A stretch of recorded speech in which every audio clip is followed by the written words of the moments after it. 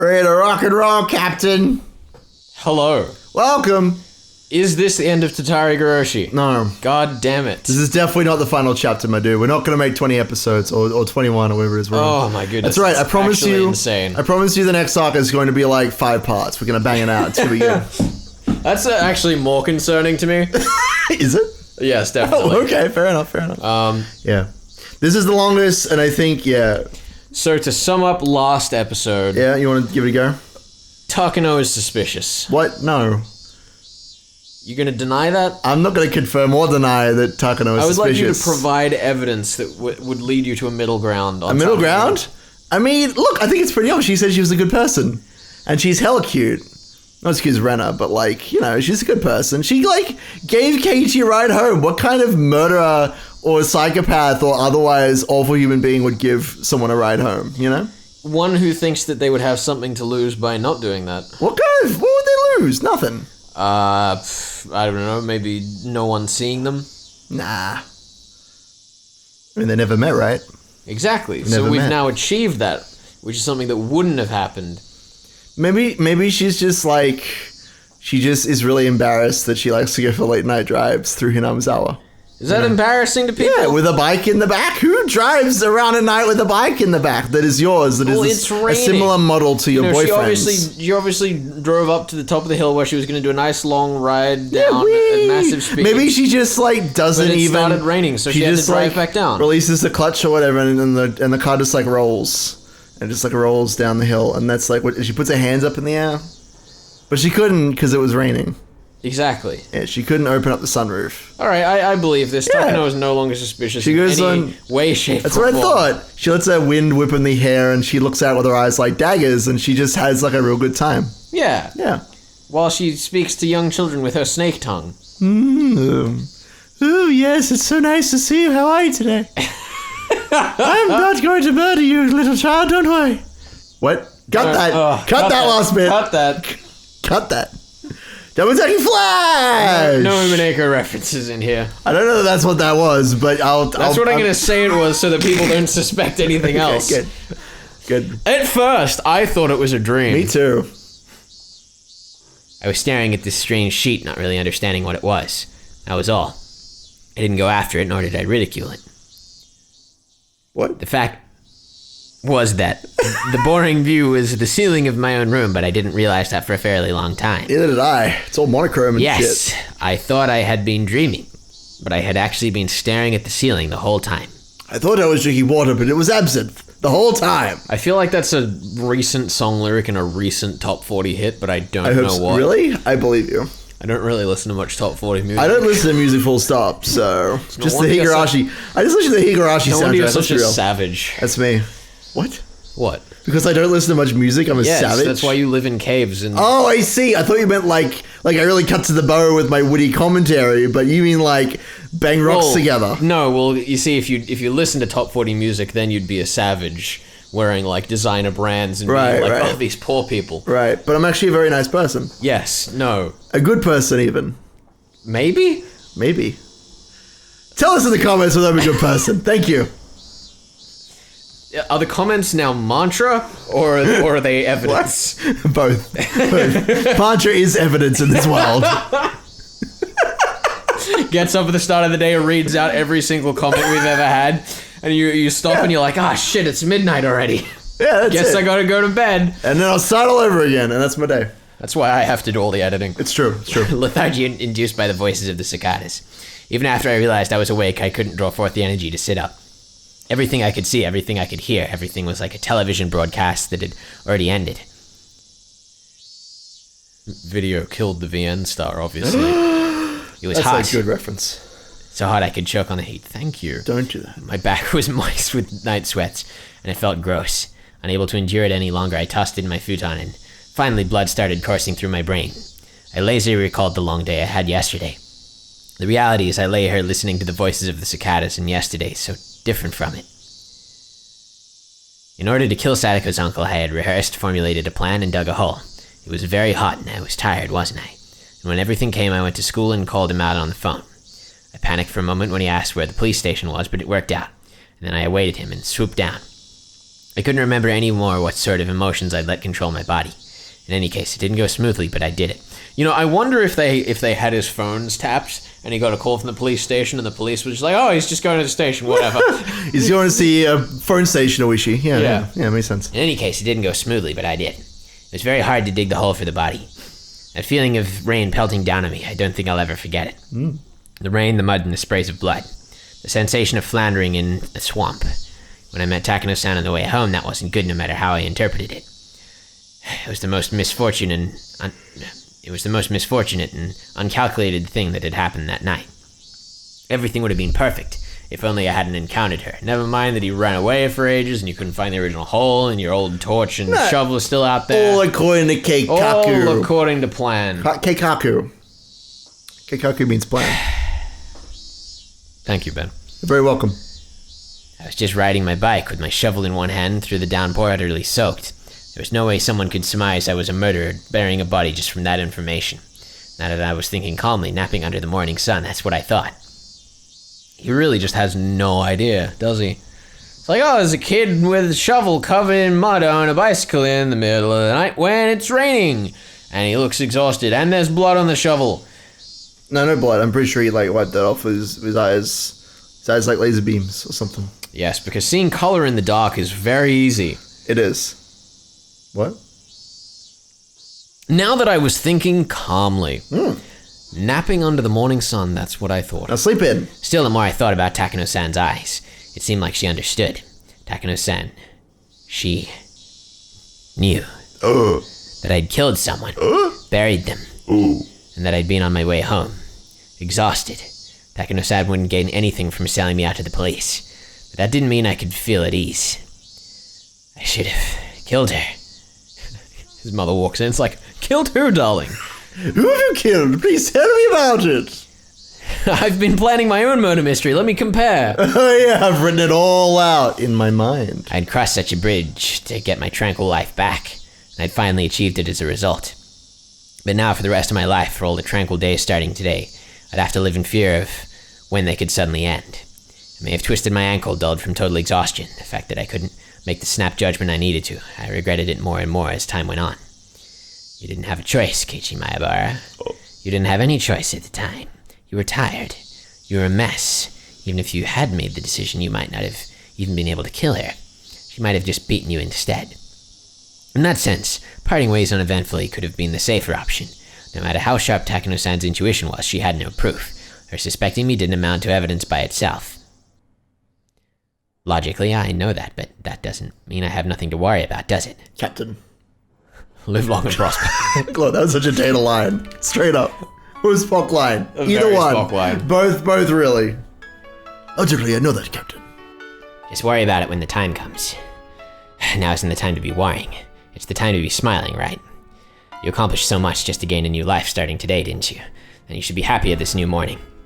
If remembering the past is too hard for you, then just consider everything up until yesterday as having never happened. You said so yourself. You'd bury it all like it never happened. Well, your wish came true. Everything before yesterday never happened. So be happy, Keiichi Maebara. I'm sure that'll be easy. Yay! Yeah, easy peasy. I stuck up my hands lazily. I felt a little silly for me to be the one doing it. I heaved a sigh from deep in my belly. And sighing got my lungs moving. Felt like I hadn't been breathing until just now. It wasn't enough to admonish myself over. All the dice that could have been thrown already had been. And the numbers that turned up weren't bad at all. If I lost with those numbers, then I'd just have to give up, I guess. I grabbed the chest of my pajamas and flapped it back and forth. Cool air flowed over my sweating body. Okay, nothing before yesterday happened. Nothing. Nothing at all. I'd forget it all. Yesterday was all a dream. What time was it? About midday? Getting myself up and going to school this late seemed kind of absurd, but I needed to go. I felt like going to school would be the first step into my peaceful new life. Didn't care how late it was, I'd go. I'd go to school right now and get back to the life I had retaken as soon as I could. My lazy body immediately became lighter at the thought. I rolled up out of the futon, bounced onto my knees, and then leapt upright. Nice, stuck the landing. Yeah! I stuck out my chest with pride at my gymnast-like pose, then took a deep breath of fresh air. The brisk morning air had been gone for a while, replaced with the crisp air of summer. What a fun, youthful character we have here. I know, it's so positive He's and so enjoyable. innocent and just ready to go. Downstairs, I got a stern talking to by my mother. Where were you last night? When did you get back? Did you tell me when you wanted to be home for dinner? Things like that. Things like that. But considering the importance of what I had accomplished yesterday, a little scolding was no problem. In fact, it even felt like the sort of thing that would happen in such a peaceful life. I listened with an irresponsible smile and stepped out into the sun high overhead. It was around the time lunch break would be ending. Everyone would probably be worrying about me. I didn't go to the festival and now I wasn't at school. Well, maybe they weren't too worried about it. Since they would have gotten a small piece of news, but a happy one from Sadako today. Yeah, the small piece of news that her uncle hadn't come home last night. Sadako would probably live her days in nervous tension for a while, thinking he might still come home. But eventually those days would end. And finally Sadako too would realize her uncle was never coming back. And then Rika-chan would quietly invite her. She would say, "You can live with me again." And everything would be back to normal. Our lives would go back to how they had been before that man appeared. Sadako would start wearing that extraordinary smile, complete with those protruding canines, and fool everyone with those traps she was so proud of. I'd probably be her first target out of everyone, but I wouldn't be mad. In fact, I might actually shed tears of joy at the return of something so normal.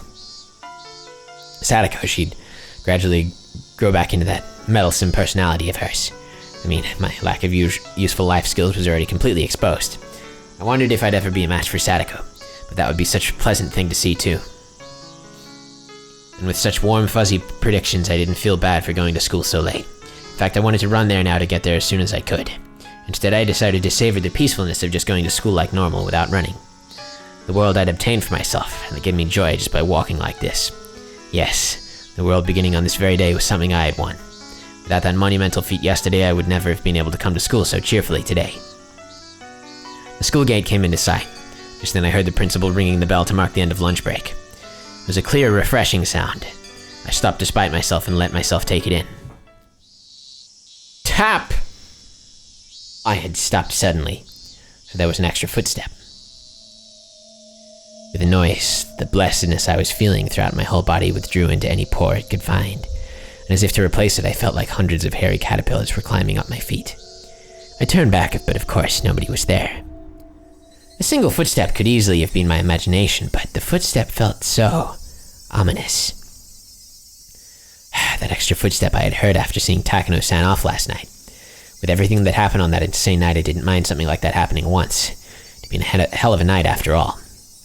In fact, having just one hallucination was pretty fortunate, but those footsteps should have ended with yesterday, so if I heard them again today, there was really only one thing it could have meant. Last night still wasn't over. It was still going on. Still, an insane night. Forever. The step I heard, just that one extra footstep, was quietly ridiculing the nonsensical notion that the world starting today was a completely different one than the one that ended yesterday. My classmates playing in the schoolyard all vanished inside like the tide going out. When I approached the school, it felt like that warm, fuzzy scene had ended, and it didn't feel good. At the entrance, I took a quick look in everyone's shoeboxes. Sadako Hojo. She was here. Mion was here too. And Renner, of course. Even Rika-chan was here. Tamada-kun and Nakamura-kun were here. In fact, I didn't see any missing classmates. If there were shoes missing, they would have to be my own. I took my shoes off and stuck them in, then took out some slippers. There wasn't a single pair left in the shoeboxes anymore. With that, they returned to their rightful state. But as I stepped up onto the wooden floor, I noticed there was just one pair of slippers left. Huh. Whose? Sadashi Hojo. Sadashi, who had never been to school since disappearing last year. Until now, we had committed the exact same act of violence, but I guess in the very end it went very differently. You could make it to school, but here I am. I didn't repeat the same mistake you made. I wasn't about to let myself feel superior about that. In fact, I felt an odd sense of familiarity with him. A misfortunate bond with someone I'd never met due to following the same fate. I headed down the hallway towards the usual classroom. It felt like it had been a whole year since coming here. Hey, did you forget, Keiichi Maebara? Sadashi Hojo didn't really disappear on the night of Watanagashi, did he? Sadashi Hojo disappeared a few days later. On Sadako's birthday, if I was right. I didn't know what day it was, but I couldn't say for sure I'd avoided Sadashi's failure unless I remained here past that day. I was still living in that night of insanity. We call it the plot day. The plot day. That's the alternate term for Sego's birthday. The day of the plot's coming. The teacher still hadn't come to the classroom. The other door clattered open, the one the teacher wouldn't use, so everyone turned at once to see who had arrived. Everyone looked pretty vacant. Suppose I'll greet them. Good morning, ladies and gentlemen. I do thank you for coming all the way out here today. Silence. When I started to think I'd fallen flat, someone finally started laughing for me. Good morning, Keiichi. You're pretty energetic today. Yeah, energetic. Maybe you haven't gotten out of the festive mood yet. How? Hearing Mion and Rena's cheerful voices made me realize how dumb those dark feelings I'd been having at the entrance really were. In a festive mood, I wasn't at the festival at all, remember? Before I could say that, Rika-chan smiled at me. Oh, Keiichi, did you make sure to watch my dance? Yep, he saw just fine. Didn't you see how big an applause he gave you? Uh-huh. Didn't you see? Oh, he gave you that big old applause. Goodness. Yeah. Oh, How you feeling? this is just excellent. It's like, here's a bit of a break, then a little spurt of tension, and then we're just, it's like right back a into massive it. drop of tension with the happy music. Fuck you. Yeah, it's good. And now it's just like we never left. On the one hand, it's like, oh yeah, they're just covering for him because they obviously, know he wasn't there. But on the other hand, that means that this is probably a coordinated effort, which means someone was like, so Keiichi's off doing something, something. Who knows, dude? Who knows? Oh, I love it. And he ignored it when that blockhead Shion came up and made a pass at him. Take that, Shion. Well, that felt good. Mion starts laughing at the memory as she slaps me a few times on the back. So, how did that target practice contest turn out in the end? Oh, Sabina-kun! Oh, we are taking a point. We're definitely taking a point for that one. So how does that target practice contest turn out in the end? Tomada-kun was facing me and talking. The best character. There was nobody behind me. That meant he was talking to me. Yeah, because we played target practice with him. Tomitake Flash turned up dead last. Shush your mouth. Poor Tomitake Flash. He always is the butt of the joke. Oh, it's beautiful. Everything about this. Sweet baby. Everyone had a good time with his punishment game. So good. Weren't you supposed to be the one in last place, Rika-chan? Such a turnaround when you pulled off getting that chewing gum. I should have expected that from a member of my club. It was fantastic. Crying at a time like that is a feat only Furude would be allowed to do. Said Okamura-kun, breathing heavily A from his different nose. character to Tomita. Completely different character. Tomada-ke. Huh? Woo. In my direction. Everyone laughed. If anyone but Rika-chan had done it, it would have been against the rules. Rika-chan gave one of her Nipa smiles as she listened to it. You can take it. Nipa. In my direction. Yay. Rena too turned towards me. And then with a somewhat embarrassed smile, she whispered to me so only I could hear. But really, thanks, Keiichi-kun. For what? That giant stuffed animal. I was really happy. It's nice and safe right at my bedside, and I made sure to give a good night kiss before bed too. Star. I love this so much. It's beautiful. It's so good. What a great time we had at the festival yesterday, Keiichi. Oh my goodness. They're all so excited and genuine. Because it's like, obviously it's like, wait, did I actually go? Or is this all a stitch up where they're all like joking around? Or are they all trying to cover for him? Who knows? Yeah, it's the question, isn't it? So good. It's not at all what Keiichi remembers. The class laughed at that, cheering and jeering. This whole time, the conversation had been a little bit off. I wasn't quite getting it. They also be pretty in the swing of things. What's this about a stuffed animal? What's this? Come on. Well, I worked really hard at the festival yesterday to get it down, remember? A gigantic stuffed animal. A gigantic stuffed animal. Boops him on the nose. Rena seemed taken aback, but when she answered, she did it with a smile. We were having a hard time knocking it over, so we tried aiming at the forehead and rapid fire shooting and stuff. And then Keiichi-kun, you get a whole bunch of guns right beforehand and shot them all. It was so cool. Oh! Wait. Who is this? All the people in the neighborhood association, including the chairman, were praising you so much at the party afterwards. One of them said he'd fallen in love with your way with words. Toguzo Kimiyoshi, the chairman of the children's committee, I think. He said he'd wanted you to entrust you with a few of the stalls at the next festival. Tokuzu is the chair of the refreshment booth. He's on the festival executive committee. My Bar-san is great at making things sound good, isn't he? Yep, whenever he talks about something, it sounds a lot better than it actually is. Ah, you can say that.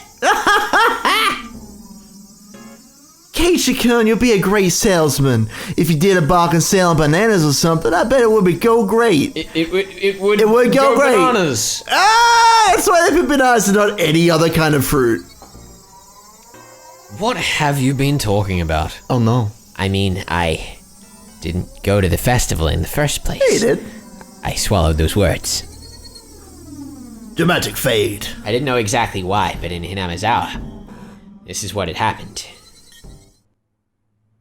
Lengthy pause, no sound, dramatic tension. Alright, get on it, Keiichi's inner monologue. Yesterday, during the Watanagashi festival, Keiichi Maebara had appeared. Yeah. And he had romped around with all the unusual members of his club. He made a big scene at a few of the stalls, snatched a few sticks of takoyaki and okonomitaki. Okonomitaki. It's my best pronunciation. Okonomitaki. There you go. In his glee, rating each of them as delicious or terrible to get everyone excited. And they'd seen a gigantic stuffed animal at the target practice game, and everyone went after it. And then I got a whole bunch of cork guns, firing them in rapid succession, throwing each one away after using it. And admirably, I shot down the biggest stuffed animal there. And then I gave the stuffed animal the proof of my victory to Renner as a gift. It's like at the first dog. And then our fun came to a close as we had to go and see Rika-chan's off-a-tree dance. There was a ton of people squeezed in there, and we all got separated.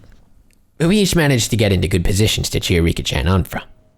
Then in the middle, when Shion came up and asked me to go to hang out with her instead of watching the dedication dance, I refused. And stayed put watching the dance until the very end. Quite like the second arc. What? It's so mysterious, Ben. It's pretty crazy. But who? Who was that? Well, everyone's been saying it, haven't they? Keiichi Maebara. Had an urge to yell in anger at my classmates for having so much fun talking about the festival yesterday with Keiichi Maebara. What the hell are you guys even talking about? Far stronger than that feeling, though, was the sheer uncanny nature of this reality I couldn't understand. A Keiichi Maebara who wasn't me was in Hinamizawa yesterday, as I threw away my humanity, turned into a demon, and was busy beating Sadako's uncle to death. I was having a great time at the festival last night. What? What the hell? I had to suffer through so much, desperately holding back tears, getting so worn out in that downpour, digging holes, chasing, beating, killing, dragging and burying. Who was this Keiichi Maebara who had ignored me and spent such a fun, carefree time at the festival? Damn it. It was like a nerd. Who the hell stood in for me as I put my life on the line, working so hard to achieve this treasure-like, everyday life? If there was another Keiichi Maebara besides me, then what was I? On the night of the Watanagashi, where one died and one disappeared in accordance with Oyashiro-sama's curse, there was only a demon who had killed someone. Dumbfounded as I succumbed to a horrifying possibility, I looked around at my classmates, to make sure there was nobody extra I didn't recognize among them, to make sure I wasn't among them. It was a horrifying thought, that the real Keiichi Maebara hadn't overslept and had come to school on time, and that I, who was no longer Keiichi Maebara, had just waltzed in here. But no matter how much I checked, the only people here were ones I knew. The man I met every time I looked in a bathroom mirror was not here. I do like that the line on her book is the same angle as her arm. I did notice that, yeah. It's probably the same line, you know? He's just going all the way down. In fact, it kind of looks like her arm is extending, doesn't it? The way that it's shaded.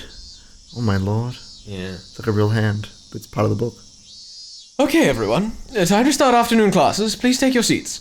President, please lead the class. The teacher entered and everyone hurried back to their seats. Upon finding me, who was so stupidly late, she gave me a stern talking to, but I wasn't listening to it. Wasn't our old life supposed to start today? Yes. Something wasn't right. Nothing was wrong. It was just strange. I was supposed to go back to my old fun life after yesterday. I had set foot in an incomparably mysterious world that was completely different from both my old life and my recent one. Oh.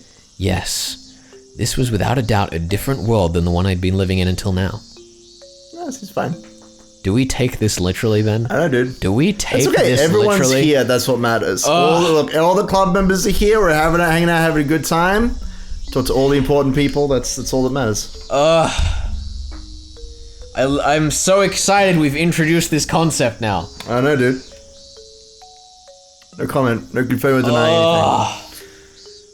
Like, if we are going with the whole multiple worlds thing, like, you know, obviously I like to approach these stories with the whole, like, this is how it is in reality. So world jumping is not, like, a thing I'm on It's board fine. with. Just throw it out. I'm sure it isn't happening at all. But, Don't worry about it. Because Ryukashi has now introduced it, it means we're gonna play around with it a bit. There you go. Even if it isn't quote-unquote reality, we're still gonna have some fun with it. And you go. I'm so excited. Okay, current theory. What's the theory, my dude? Tell me. Current theory. Theory. is Throw it at me, boy. Every time Keiichi kills someone, he jumps worlds. That's a good theory. I like it. How the fuck does that work? No clue, but I just wanted to throw it out there because it crossed my mind. Sure. The idea that, like, because, you know, everyone's talking about things as though it's, like, Arc 1 and Arc 2. Yeah. So, like, he's like, he kills Tepe, goes to bed, wakes up the next day, Groundhog Day style, and it's like, wait a minute, everything's different from what I did. Because we never got to see the reality after he killed, you know, Sure. Mion and Renner in Arc 1. Sure. So that could have happened. Like, the whole thing, if we go back and ignore the whole baseball manager thing, or just the manager thing Sure. from Arc 1, it's like, oh yeah, you know, we call the doctor and the manager's coming, but then mysteriously this mob of whoever people show up instead of a manager and the baseball manager or the manager. That's because, like, he's killed them and now he's in a different reality where he's being, you know, the SWAT team's coming to get him because in this one he's a fucking serial murderer and has been for years. You know what? I'd love that to be the twist. I'd be totally into that. No confirming or denying anything at this point. It seems really far-fetched, but considering how some of my far-fetched theories have gone in the past. I ain't saying nothing. I think we should just play out the chapter and see how things go. Sure, it's fine. There was no way such an absurd thing could be possible, but unless it was true, I couldn't explain anything that just happened. In this classroom, I was surrounded by so many faces I knew, and yet I felt isolated. All the faces, yeah. It's also like, good it's thing like, everyone's oh here. my goodness, people are saying something different from what happened. This is such a strange experience. Like, are they gaslighting him to try help him? They're like, he didn't show up. Clearly he had a reason. We have to cover for him. And now they're just fucking with him without realizing it. That's pretty great. I like That'd be that. pretty great if that's what's going on. I was surrounded by so many faces I knew, and yet I felt so isolated. The cicadas sounded no different than they had before now, but they seemed somehow false. The air was parched and dry, too, making me think, was the air in Hinamizawa always this uncomfortable? Why would the air be any different? What are you talking Why would it be any different? about? I don't know, dude. Hey, Rena. What is it? We're in a class. About the festival yesterday, about when would you say I got there? Huh? To be honest, I was pretty excited afterwards, and I gobbled down some cans of beer. I mean, it's kind of embarrassing, but I don't quite remember some things. From random babbling, it wasn't a bad excuse. Oh, Keiichi-kun, you said you couldn't come up first, didn't you? You called me Chan's house about it, right? That matched. I called Mion and told her to take Sadako in my place, since I wouldn't be able to meet up with them due to things I had to do. We all decided while we were setting up for the festival that we'd invite Sadako-chan. We wanted to bring her out someplace where she couldn't see her uncle for a little while. I was the same too. Mion said when I called her, that everyone had already decided to invite her. And then we all went. Me, Chan, and Rika-chan. to Sadako-chan's house and brought her out. Sadako-chan's uncle seems like a really mean person, don't mind me saying. That part didn't matter. What I was trying to ask was, when did I meet up with you? How could you forget that, Keiichi-kun? I think you shouldn't be drinking until you're an adult. Whatever. When did I meet up with you? Well... At my sudden threatening demand, Rena was at a loss for words. Yes, I shouldn't have rushed that. I told her I was sorry. It was at the shrine grounds. It was unexpected. You were talking to Rika-chan, weren't you? Yep. You were having a fun talk with Rika-chan and her shrine maiden outfit, and then Rena came up and said, "How? I'm taking you home." I was talking to Rika-chan. And I asked Kei-chan, did you have something to do today? Then you pounded your chest and said it yourself. That letting loose at a festival was more important than some silly errand. Channeling the true Keiichi-kun there. I didn't say that. Ah. I never said anything like that. I never even went to the shrine grounds yesterday to begin with. I never had the time to stop by a place like that. I went to dig the hole as soon as I woke up. I had a pretty hard time doing it. After that, I snuck into the school and made a call. I called him out and lay in wait. And then it started raining really hard. With that kind of downpour, the festival should have come to a halt. In other words, it ended then. From the time the festival started to when it ended, it would have been impossible for me to have swung by the shrine grounds. I was already there when Mion and the others dragged Sadako out and brought her to the shrine, and I was talking to Rika-chan. And where would Rika-chan say we met? The teacher went out to wash her hands, so I ran over to Rika-chan's desk and asked her directly. With you? Yeah, we were talking to each other before Mion and the others got there, right? When did we see each other? When and where? I don't know what you're trying to ask. I drank so much beer I lost some of my memory. I don't remember a thing. Looked like Rika-chan had bought into my babbling. Me. We saw each other when the man and the others came out of the assembly hall. You were in front of the Ritual Implement Storehouse. The where? The Ritual Implement Storehouse. Huh? What? It's The Ritual Implement Storehouse. the Ritual Implement Storehouse. I'd never heard a building called the Ritual Implement Storehouse before that. Ritual Implement Storehouse. Maybe I have heard a building called the Ritual Implement Storehouse. At the very least, I wouldn't have known where on the shrine grounds the Ritual Implement Storehouse was. The RIS for short. That's what they call it in the, in the houses, in the families. Oh, the old RIS, you see.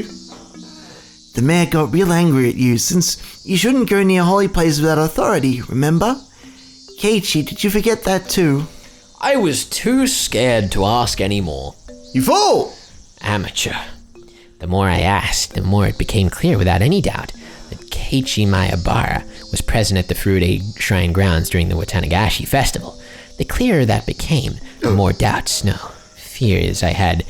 Who on earth was I yesterday? Whoever that was, he had a good time in my place and managed to go the entire day without letting them notice I wasn't there. Alright. When did that person leave everyone? This morning my mother got mad at me for having stayed out so late last night, which meant at the very least that Keiichi Maebara hadn't come home while my mother was still awake. The festival would have been closed because of the downpour. If I recall right, when I went back to the house's storage room to get another shovel, I think the clock said 7. Since it was already raining hard by then, the festival would have had to close down before 7. If I'd returned that early, I would have definitely run into my parents, or at the very least they wouldn't have asked me when I got back last night. So the Keiichi Maebara from yesterday, that meant he never went home. That meant the downpour happened, the festival was broken up, everyone left, but he didn't go back to the house. And that means... When I arrived at the natural conclusion, a wicked chill suddenly froze my spine and climbed up to my brain. That meant Keiichi Maebara was the same as Satoshi. One day, he never went home. On the night of the Watanagashi, he never went home. The downpour interrupted the festival, and on the way home he suddenly disappeared. Except that is explicitly not what we've been told. And I, who was dealing with the corpse, went home without a problem. I was so tired I wasn't even hungry, so I went up to my room without a sound and crawled into my futon. Who was I? That much was obvious. Keiichi Maebara. Keiichi Maebara was me. There may have been another one, but that doesn't negate the fact that I was Keiichi Maebara. Then that other Keiichi Maebara was what? The voices of the cicadas steadily filling the classroom were beginning to bother me. Suddenly I laid eyes on Sadako. Sadako's expression was dark as always.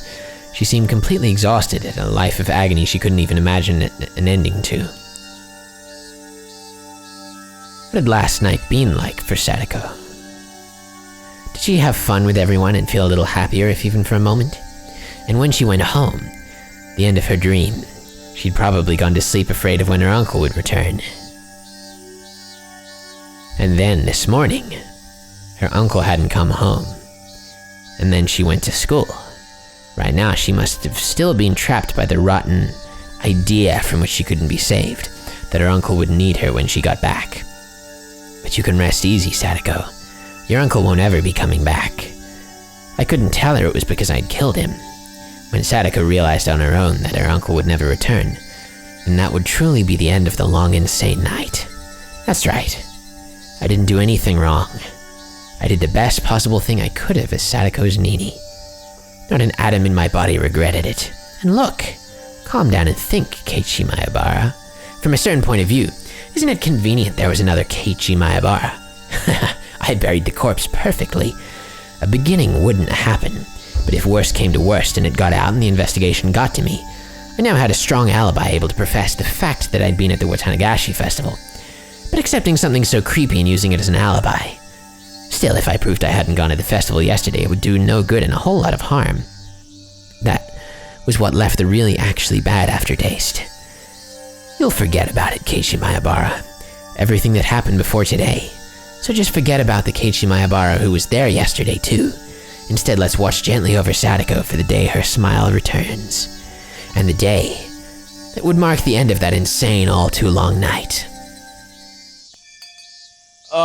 So dramatic, Keiichi, come on! Oh, it's excellent.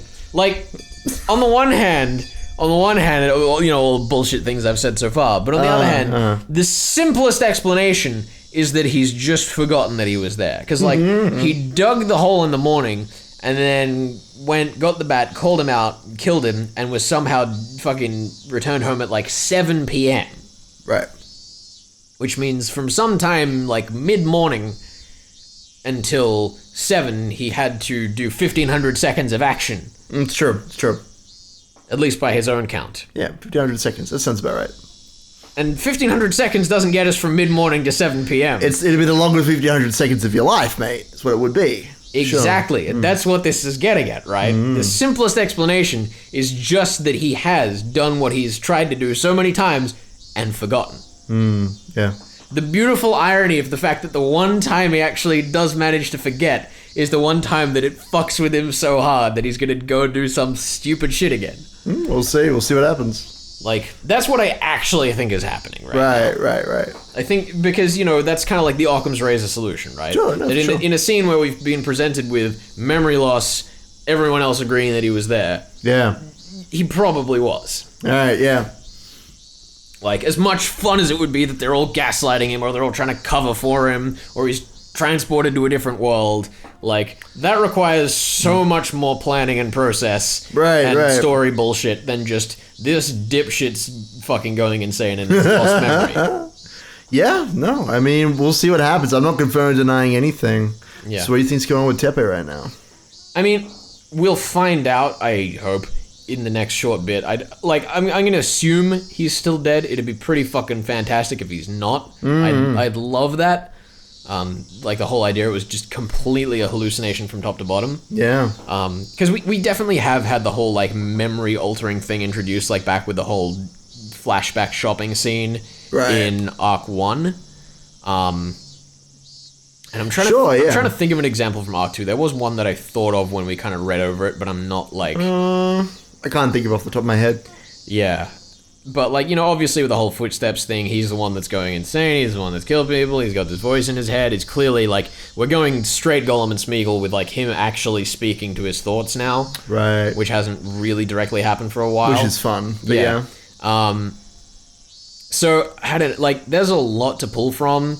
And as I said, I think that's the most sensible explanation, that he has at least forgotten that he was at the festival. Right. Not to say that he did or did not kill Tepe, because Right. I think that's obviously what we're about to get into. Okay. I still think it's very feasible that he did, and he just blanked a particular part of his memory.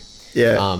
Maybe he felt like, oh, it was such an effort, but actually it didn't take that long. Yeah. Yeah, I think the other thing that would be kind of interesting is the whole idea of like fixation we've had a lot. You know, obviously he hasn't been able to forget the things that are like stressing him out in previous arcs. Sure. So like this time he's killed someone, so he's just only going to remember that he did that. Right. Like that's almost an expansion of that character point of his, with the beautiful irony that he has forgotten something for once, but it isn't what he wanted to forget. Maybe, yeah. Who knows? We'll have to find out. That's all for today, class. That's just a theory. Please go straight back to your homes, everyone. President, if you would. Yeah, bro. Is that what that me? Yeah, that's what that voice was. All right, cool. Yeah, bro. Yeah, President. dude. Yeah, dude, bro. President. Everybody stand up at attention. Bow. Heck yeah. Goodbye. Goodbye. I thought about many things and saw my thoughts dispersed by many other things. I didn't know whether or not that time had been spent worrying or daydreaming, but either way it came to an end along with the class. Cheerfully. Our classmates got their things and ran out for the hallway. Mion, Renner, and Rika-chan were packing up as well. What about Sadako? This whole day she'd seemed deflated. Well, her uncle may not have returned last night, but she wouldn't have known he'd never return. How much I wanted to express that fact to her. Sadako packed up her pencil box and math book. What'd you say? Did you say workbox and math book? I did. That's crazy. I did. That's great. I don't even remember reading the work. I just came out of my mouth. You just don't remember. You don't remember the events of yesterday. Oh my god! I'm just like Keiichi. You're just like Keiichi. I was originally going to cut this, but I have to keep that. It has to happen now. It's perfect. That's right. Pencil box and math workbook messily. I will laugh so much harder if I actually didn't say it, and you've just like. Palantis, I've gaslighted you. Yeah. Hell yeah. Oh, God. Shout out to the upcoming recap. Woo! Can you believe we're foreshadowing a recap? It's so effective, right? It's almost like we're doing this intentionally. Pause, shifty eyes. And after a dark glance at the clock, heaved a sigh, and went to leave the classroom. Then suddenly somebody placed a hand on her shoulder and stopped her. Oh. What is it? I watered the plants like I was supposed to and got all the printouts done. She's not okay. Her words, possessed by a persecution complex, hurt. I spoke loudly so everyone could hear. Hey everyone! Why don't we have club today? That sounds fun. It's been a while. Yes, Keiichi, that sounds like a good idea. Sadako had always had to tend to her uncle, so club has been on hiatus. And also very spontaneous. In our minds, our club was proof of a calm, peaceful life. Also, does that mean he's the one that put his hand on her shoulder and he already thinks it's in the third person? Yeah, beautiful. He's third person. Love it. Which is great. By enjoying being together, I wanted to make Sadako realize her days of darkness were over. I'm okay. I'll do it. Meep. Is that a yes or a no, Rika? Well, I mean, I don't mind if it's okay with Sadako. Under a condition. That was important. With everything up to her, Sadako gave a worried look. Come on, Sadako, it's been a long time. Let's go crazy. Well, I'm happy you feel that way, but... My uncle might already be home. Thus spoke her darkened eyes, her mouth unmoving. Thus spoke. God. You've been choking on life every day for a while. You must be about to suffocate. This is very dramatic. It's not good for your mind or your body, like a baseball bat, when swung at high velocity. At your uncle's head. Wait, what? Once in a while, you've got to have some fun. With your uncle's head. Pause for effect. Please leave it alone. It's not like I don't want to do club again. With one word, but. She looked down. Sadako, you know as well as anyone that it's more fun being with everyone, right? We're friends. That means we can spend time with each other. I mean, you had a great time at the festival yesterday with everyone, didn't you? Renan nearly said something, but she was too late. Keiichi-san, what are you saying? My arm on her shoulder seemed to weigh her down, and she threw it off. What exactly was I playing and having fun at the festival? The only one having fun was you, Keiichi-san. What?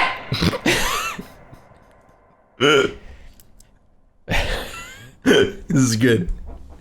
I don't want to say, I said that instead of reading because I thought it would be funny, but now I realize it seems like I was stunned by that line. You what? I was not at all. Sure, whatever you say, dude. It's all right, I'll take it. It's all right. I looked over to Mion for help, but now everyone was looking down. My instincts told me that Sadako hadn't gone to the festival, but Rena said it herself, that she went with Mion to Sadako's house to invite her. Sadako-chan left on the way there. She didn't go to the shrine. Okay, now this I can what at. Okay. Why? I think you mean why at. So. My mistake. Yeah. Why?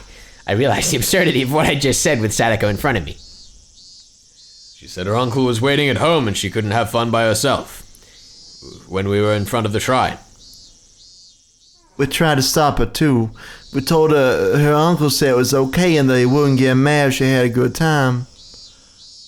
At some point, tears had begun welling up in Sadako's eyes. Sadako was so afraid of her uncle, she couldn't even allow herself time with her friends and went home.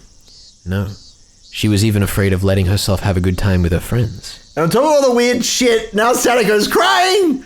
I'm done. I'm out. Sucks. Keiichi-san, you must have it nice, having a blast at the festival all night. They told me you went all out, didn't you? I'm very envious. Oh, Smiling to herself, her tears began to fall. sweetie. Oh, no. They crash around me. I must provide for my uncle. It's completely different from you with how you let your parents do everything. Sadako. I'm so glad you enjoyed yourself at the festival. I'm so glad you had enough fun for me too. I mean, I want to participate in the club too, but making such a racket with everyone is so much fun. But right now, I can't. I can't. Unable to withstand such violent emotion, a few teardrops slid down her cheek. But even though she was having such a terrible time, not once did she ever say that it was hard for her. It was a sad, obstinate bravery. But the days when Sadako had to feel like that were over. Sadako didn't need to endure it, to bear it anymore. She could forget all about it now and smile. I was so frustrated at not being able to tell her that directly. Instead, I said something that I'm not sure I should have said even. I became so momentarily disturbed, I just completely misread that. That's right. That I'm not sure I should have said, but before I thought twice about it. He didn't come home, did he? The words were deeply meaningful to me, but I didn't know if Sadako understood them. Didn't come home, who? He didn't come home last night, did he? Your uncle. What are you talking about, Keiichi-san? Sadako shouted with all her might. When has he not been there? When? Calm down, I mean, he didn't come home yesterday, did he? I don't understand what you're trying to say, Keiichi-san. Sadako, what are you talking about? I mean, that man, I killed him. Killed him yesterday. Killed him for sure. And I buried him. Buried him whole. He could never have returned to his house. Those bits of his brain on the bat, whatever. Even yesterday he was torturing me so much. He yelled at me, he shouted at me. He found fault with everything I did. He threw dinner I made him on the floor. He dumped his bowl of miso soup on me too. It was hot. It was messy. And I cleaned up all of it. I cleaned all of it. What? Our stories weren't matching up. Night? This morning when he woke me up to make him breakfast, he got so mad at me. He would have gotten mad at me whether I'd gotten up or not. Sadako. Rika-chan went over to Sadako and said a few words of consolation. But Sadako angrily refused those words and thrust Rika-chan away. You can't push Rika-chan! No! Nini, come back. Oh, that's awful. Get Sadako out of here. Crying, Sadako slowly walked into the hallway. After a moment, Rika-chan went after her. Oh. I couldn't stop thinking about the words Sadako had spoken while crying. I buried her uncle last night. But she said this morning that was impossible. I buried him last night, so she couldn't have seen her uncle this morning. What was Sadako? At that point, I heard Mion's cold voice. Hey, Kei-chan, what did you mean about Sadako's uncle? I said too much. Let my emotions get the better of me. Rihanna heard it too. You said Sadako-chan's uncle didn't come home. Why? Why didn't he come home? That's strange. Sadako-chan's uncle was right there this morning, wasn't he? So why would you say he didn't come back? Come back. Keiichi, you've been saying weird things for a while. Suddenly, Mion and Rena stared, starting to speak in strange and creepy voices. What were they doing? What were they saying? Uh-oh. Keiichi, is it somehow inconvenient for you for Sadako's uncle to be around? No? What are you talking about? Of course it would be better if Sadako's uncle wasn't here. There they are. There they are. Yep. Yep, that's true, of course. If only he weren't here, right? Something wasn't right! The next thing I knew, Mion and Renner were smiling thinly and their eyes were dark and muddy in a way that I'd never seen before. As our eyes met, that mud even seemed to fill the air. Sadako's uncle is an awful person, no doubt. I think we'd all be better off with him gone just as much as you do. But he's here. There's nothing we can do, right? Nothing we can do. Something's wrong. Something's clearly wrong here.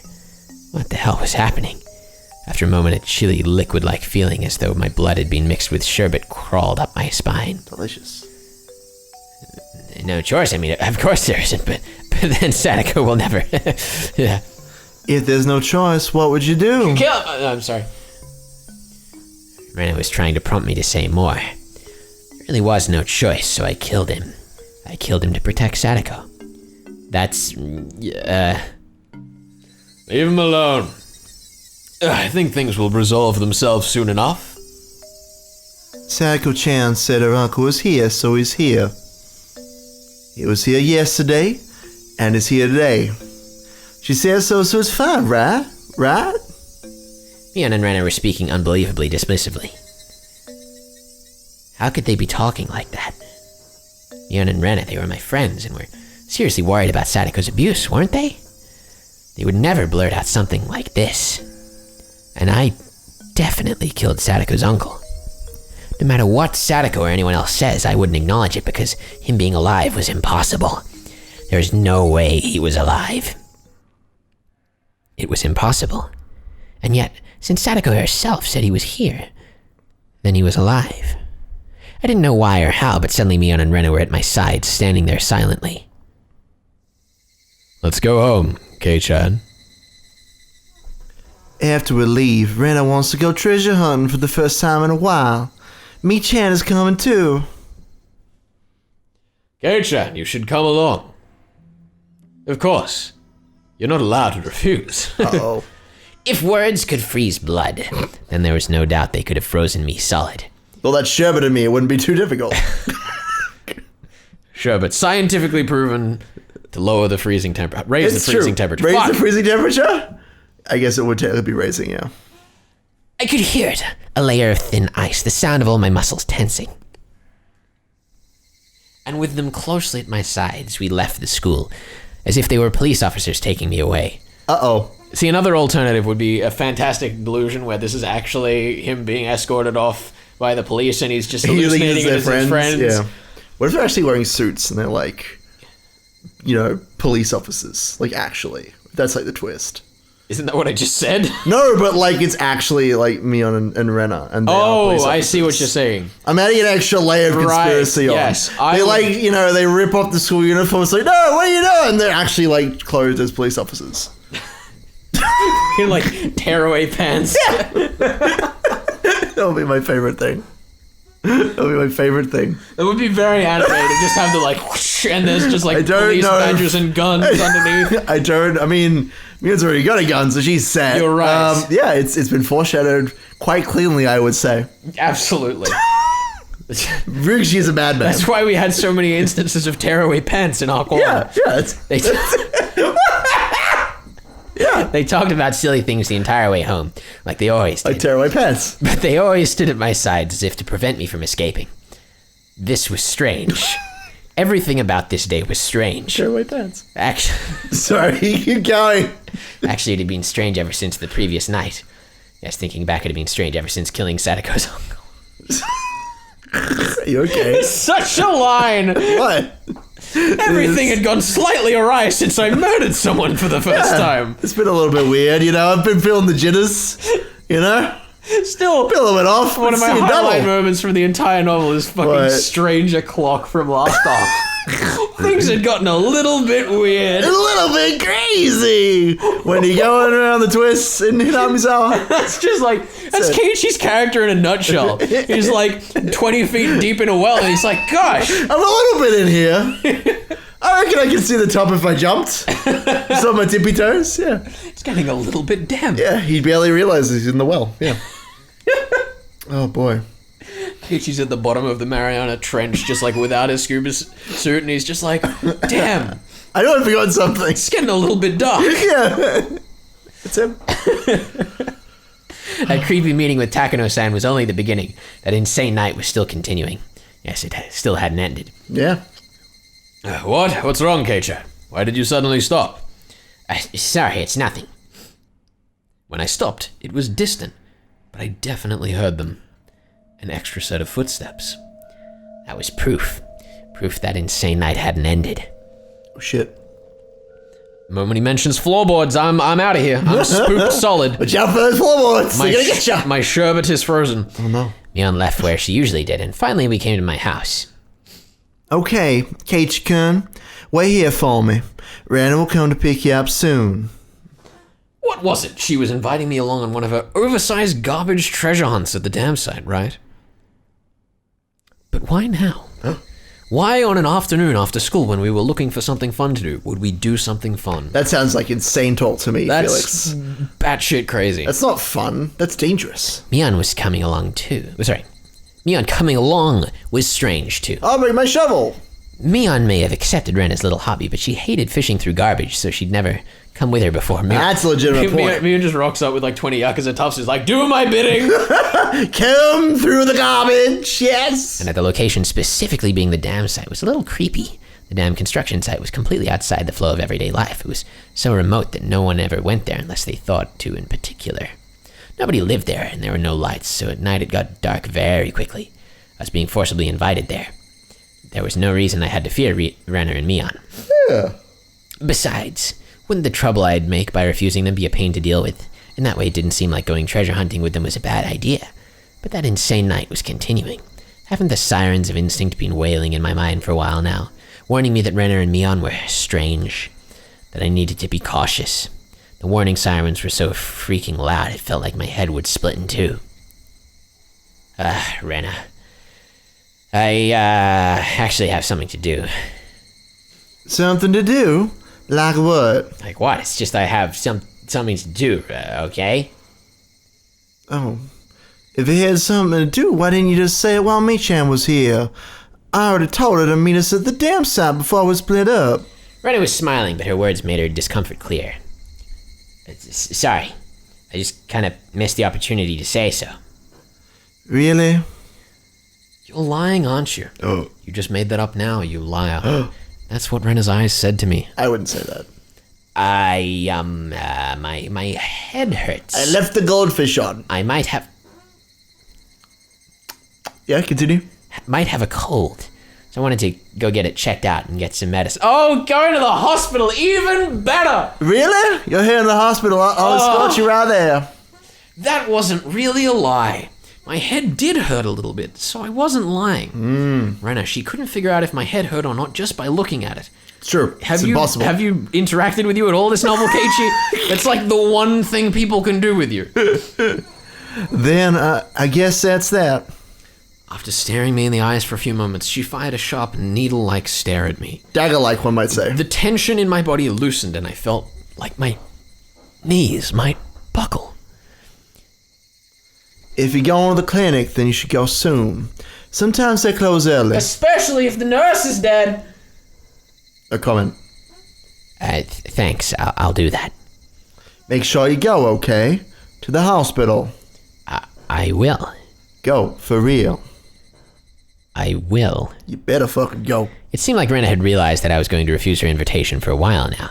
With how serious she looked, she might actually call the clinic later to make sure I went. You bet I will. I couldn't say anything careless. Lying about getting checked out was just an excuse to decline her request in the first place. It didn't matter whether I actually went. Yeah, I'll go. If you want, I can bring you the bill tomorrow. Oh, that would be good. Be sure to bring it, okay? Rana will look at it there nice and close. Another tingle started crawling up my back. There was no ignoring it. Renner and Meon must have been monitoring my movements. That wasn't normal. Far from it. All of it was insane. I just had this really dumb picture of like Renner and Meon fusing and fucking Autobot transforming into Takano's car. Why Takano's car? Because that's the only vehicle that he came across. That's how they saw him. They were a headlight each. Yeah, that makes sense to me. The spooky cat eyes of the headlights. And then they blink, and he's like, what was that? Why'd the lights go out? And it's because they're blinking behind him. You know what the worst sound effect ever is? The sound of a headlight blinking? Yes. You know in like movies and stuff? Oh god, what was the character? They're like clicking sounds. There's some character, I think it was George Lucas, but some character that in the Star Wars film, they went back and it was the Ewoks. They made the Ewoks blink and they added a sound effect for it. And it's like... It's awful. It's like a little so kiss. bad. And they Ewoks are kissing your lips, you know? And the cheek, they're putting you to bed at night. I did what I did because I wanted my peaceful life back, but what on earth was all this? It was far from peaceful. Something had gone mad, leaving the world out of order. With the other Keiichi Maebara, with those creepy footsteps I'd been hearing, with Renner and Meon acting so curious, and above all, with him being alive. Where was I? In Amazawa village, Shishibone. I knew that much. Was this really the Hinamizawa I knew? Oh. Excellent question. Hey, Keiichi Maebara, where is this? Who am I? I asked, whipping around before the door to face the one who had been following in my wake all day. Nobody would have been there, of course. Keiichi Maebara, huh? That's what I just called him. Called the one who had been trailing behind me this whole time. That shadowy presence always clinging to me, like it was constantly watching for the opportunity to change places. Footsteps always following me was another impossibility. It couldn't have been a ghost, so it was just impossible. So the strangeness must have been my ears, my head, or Hinamizawa. Everything I could see was the same exact Hinamizawa I knew so well, and that gave me the creeps. Eventually, I decided to go, actually, to the clinic. That's not the word order, but I did it anyway. I really didn't want to go outside, but a stronger feeling than that desire was the fear Renna might actually be keeping an eye on me to see if I went to the hospital. But before I went to the clinic, there was something I wanted to make sure of. It was at school. I pretended I'd forgotten something. I was going back to the classroom to pick it up. As soon as the thought crossed my mind, I was overwhelmed by paranoia. I was just going to the classroom, but I hated it so much, having to be so careful to fake it. After carefully verifying once more that nobody was watching, I went over to the locker. Yes, Sadishi's locker. I committed the crime with that bat I found in this locker, Sadishi's bat. And then I had thrown the bat into the swamp, which meant the bat shouldn't have been inside. But, what if the bat was still in here? It was a very dreadful, incomprehensible idea, but if it was true, it would explain a lot. If the bat was in here, yesterday's events would have all been a delusion. No, an illusion. I hadn't killed anyone, and I'd gone to the festival. I had a great time rampaging about with everyone. It would prove that Keiichi Maebara was really me. Proof that I was only under some strange assumption that I had killed Sadako's uncle. Proof that it had all been a wild fantasy. That would explain everything. Nothing happened yesterday. I'd just gone mad, unable to separate my shocking uncle-killing dream from reality. My uncle-killing dream. That would explain everything. It's a fucking phrase. If the bat was here, would I be able to accept that reality? If it was here, nothing will have changed. If it was here, it would just mean I'd gone crazy. Preparing myself for the worst, I opened the locker door. I was actually scared of opening it slowly, so I threw it open with a bang. And just like the first time, the choking scent of smell and sweat like a stale towel came flowing out. There was a baseball uniform and some miscellaneous other things like notebooks. There was also a shoe pouch. And as for the bat, it wasn't here. Oh. It was how I left it when I took the bat out.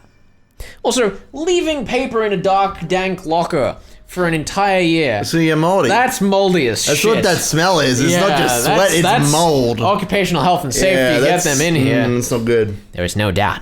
Yesterday really happened. Now that I knew I wasn't a lunatic, I felt relieved, but at the same time, if I wasn't the crazy one, then Hinamizawa was. And that was the evidence of a reality I found just as difficult to accept. There was noise somehow creeping into everything I saw, and the world was losing a tiny bit of color. So what did I know about last night now? Now that I made sure the bat wasn't there, I didn't need to be here anymore. You know, it's probably really not important, but is he gonna go check where he stashed it after he took it out of the classroom? Oh. Need to know. I didn't need to be here anymore. Shall I go? For real, to the hospital. Wait, stash what? The baseball bat, like next to the construction thinger. Oh, right. Of course. Yeah. It was my first time going to the hospital, but from what I'd heard, it wasn't far from school.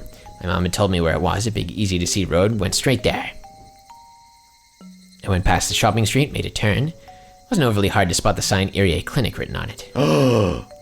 There was one other person, an older man there in an air-conditioned waiting room. I went up to the counter and told him it was my first time here. The man behind the counter glanced at the clock and said there would be a short wait. It was almost 5. Clinic hours would be ending soon. As I sat in this unfamiliar waiting room, isolated from everyone, and let myself feel the cold air, I actually felt relieved. What should I tell the doctor when he comes? I could tell him I had a cold, but it was the very picture of health. You getting your voice ready, Ben? I'm thinking about it. The doctor is in, ladies and gentlemen. Ladies and gentlemen. Actually, I wanted him to check my head. I wanted someone to confirm for me whether I was really sane or not. I guess this must be him. It has to be. It must be him. Oh, let me see if I can catch the voice. You see, so... God. Keiichi Maebasan, please come into the examination room. Huh? The voice from the other side of the examination curtain. I thought I'd heard it somewhere before. You definitely had not heard this very distinct voice. Oh my god, it's a new outfit. What's it look Hello. like? God. This is my doctor outfit. Look, he's got a pen. He's got a. Is that a notepad or a pocket protector? I can't tell. I think that must be notepad. I think it's a notepad. Yeah, it's like slapped over the side. He doesn't have that in the original sprite there. It really looks. Also, is his tie a different color? No, it's the same color. It's the same color, but it does look like because The color saturation is just because crazy. the vest is like the same color in the new sprites. Yeah. It really just it doesn't look like he's wearing pants. It looks like it's just a dress, which, you know, More power to him. More Let's power be to real. you. If there's any one character in this You know what, game, actually, apart from Keiichi, who's going to wear a dress, who is a man, it's Irie. Best boy. Hello. There it is. This is the first time we've seen each other here. Coach, you're a doctor? Your name's on the clinic. What? I didn't realize you were the same, Irie! Now that you mention it, he did seem to know his way around when he was looking at my shoulder in the nurse's office. It makes sense if he was actually a doctor. It would. Come to think of it, our teacher called him Irie-sensei, didn't she? Well, yes, I'm more or less a doctor here. Doctors have it really good, you know. You get to see and touch on that young, silky smooth skin, star. I could inject them with a weird chemical that would make them my slaves and have them be my personal maid, star. Now hop up on the cable. I promise I'm not doing that. Awful. Thank you very much. Just seeing that made my cold go away. I'll be leaving now. Polite bow. You said boy now! What? Wait! My a joke. It was a joke. Come, sit down and let me have a look at you. I need to use my stethoscope, so please show me your secret smooth chest, my You know, How does he still have a job? we really should have given him the voice of the fucking, like, birds at the beginning of Dark Souls that take the egg. What? Have you never... What birds? Silky smooth. Silky smooth chest, my Let me have a look at you. God, I forget the name of those characters. Those guys, right? It's those ones, yeah. For some reason, I felt really relieved that it was a joke. A yoke, you After mean. that insane night, as much as I thought everything had gone crazy, Coach was here doing the same crazy thing he always did, and I was very happy for that. Yay! You don't seem to have cold. Actually, those scrapes and cuts all over you seem to be the painful thing. I love that. Like, he's just in class, like, beaten, bloody, and bruised. He's like, yeah, festival was Dripping with great, mud. guys. Yeah. Don't tell me you've playing in the bushes with short sleeves and shorts. I mean, I can't say for sure you haven't been infected with tetanus. As I was chasing that man last night, I'd kept being scraped by bits of trees. I didn't realize I had so many cuts. You went a little too crazy at the festival yesterday. Pun intended. Enjoy that while you're young. And once again, I apparently went to the festival. Coach, did you go too, to the festival? Yes, of course I did. I may be a doctor, but I'm also on the Watanagashi Executive Committee. Did you see me there? His coach was the same coach that I'd always known, and I felt like I could trust him more than my weird friend, so I asked. Well, actually, I was drinking in the main tent with the chairman and the others the whole time. I didn't go out to see the festival at all. But the chairman came out. Whoa! Apparently. I don't think I saw you. Ah. That was a strange question. Did you have too much to drink and forget about what happened last night? And underage too, you bad, naughty child. Coach let out a laugh. He didn't laugh in an unnatural way like Mion and Rena did. Coach was okay. He was the coach from the world I knew. He wasn't someone from this abnormal world. Well, this is all might seem a little weird to you, but I want you to hear me out without laughing. Yes, go ahead. I greatly welcome any shy, bashful worries you might have as you come into your secondary sex characteristics. Star! Keep going. Could it be possible that I have an identical twin? Coach hadn't expected that question at all, and couldn't say anything for a moment. Then he smiled calmly and quietly answered.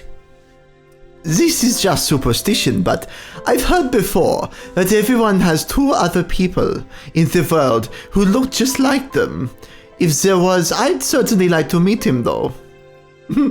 Also, there are plenty of fairy tales where a person's double appears. Fairy tales. Those don't sound relevant. The German ones where I'm from about doppelgangers are probably the most famous. Doppelgangers. Yes, they look exactly like another person. Apparently, they had misfortune, and if you meet one, you're sure to die soon. I think that's how it went. Beautiful. I hadn't actually made that connection. That's fantastic. Yeah, that's a good one. When you meet them, you're sure to die soon. The story ended directly in death, plain and simple, and that made my spine tingle. I'm sure it's not relevant. Coach wasn't saying it to scare me, though. He was just offering a casual anecdote, but that made it feel all the more real. Have you ever heard of one of those things showing up in Hinamizawa? What? Well, I can't say that I have. Yeah, Coach, have you ever heard of a fairy tale just showing up in town? No. You ever just rock up to the club and a fairy tale pops in like, hey! Hey, and they wave their wand and you in a donkey. I didn't know Shrek was a fairy tale. I don't think it is technically. Oh. Because love is only true in fairy tales. Oh, you're right. Oi! Yeah. Coach must have thought he was being teased, so he laughed in an exaggerated way. But when I didn't smile along with him, his laughter steadily grew fainter. I'm sorry, well, I was sort of being serious. No, I apologize for laughing. Was there something that you were worried about? I wondered if I should tell him, then after resolving myself one final time, I slowly spoke. I didn't go to the festival yesterday. Is that right? Well, there will be one next year, and then you can... That's not what I mean. I didn't go to the festival, but according to everyone else, I was there. Could that even be possible? Oh!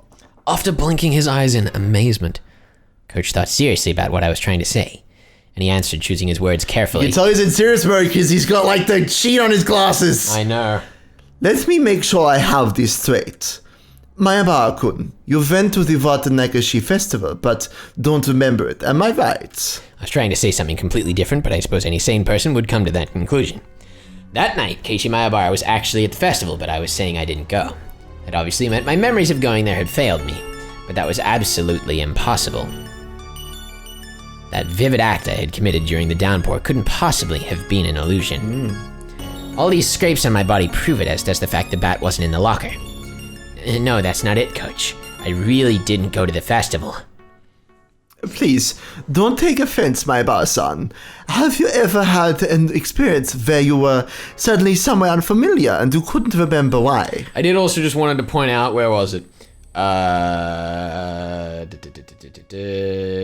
But I suppose any sane person would come to that conclusion. Stares at camera. No.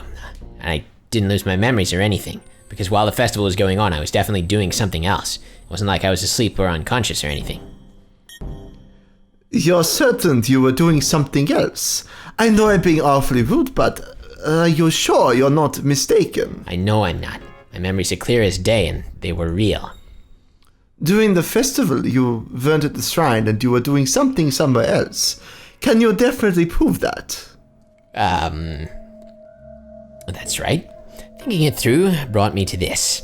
There was only one way to prove that I really wasn't at the festival yesterday, and that was to show that there was no doubt I had killed her uncle. Coach saw me struggling to answer, and his eyes looked a little cold. I guess they would. After all, from Coach's perspective, I was just a weirdo sputtering nonsense. Would you like to lie down? Maybe you should relax and take it easy for a bit. Sorry, I didn't really come here to lay down. You seem to be a bit lurked up. A bit lurked up? You know what? I'm sticking with that. Sticking with Makes sense. Why don't I give you a sedative that'll let you sleep for a little bit? This sounds like a recipe for disaster. This will be fine. Don't worry. Don't mind the scalpels. That way. I'm not being strange. Coach seemed to realize he was treating me like a deviant, and he raised his voice. A deviant? You mean like Spork Deviant? Ah! I apologize if I've offended you, so please, calm down. I definitely didn't go to the festival. That's the truth. I understand, so please, calm down. Take a deep breath. No, you don't understand at all. Coach was stunned and stared in stupefaction. I do understand, my boss-san. You didn't go to the festival yesterday.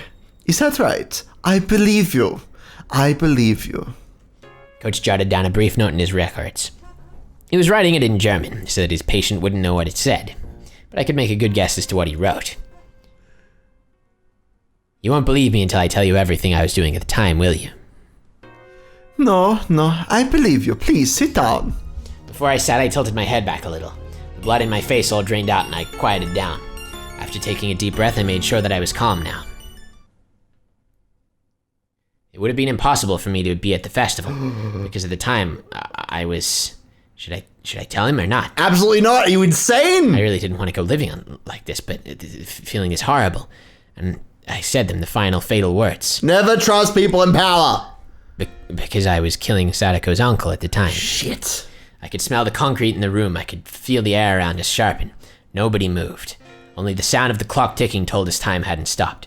With his mouth wide open, Coach even forgot to blink for a little while.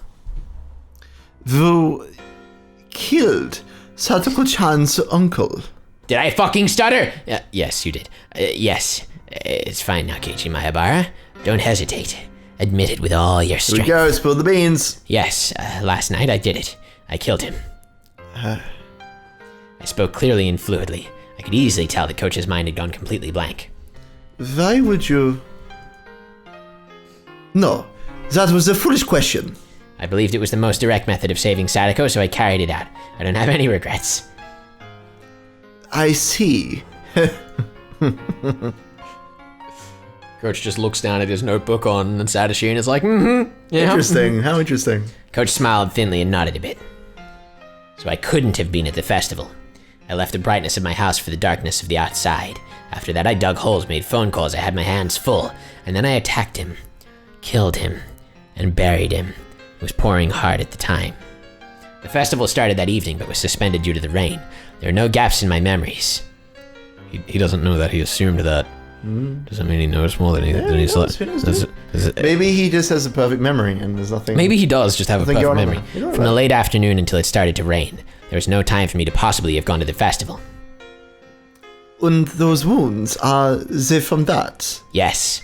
There's a road through the forest near Sadako's house. I attacked him there, he ran, but I chased him and finally killed him near the road that leads to town. Is that true? Killing her uncle, it wasn't some wild fantasy. I could tell the coach didn't believe me, so I spoke slowly, not letting myself grow excited. It's true. I killed him with Sadashi's bat. I threw it and the uncle's motorbike into the swamp. I dug a hole, killed him, and buried him. I did it all by myself.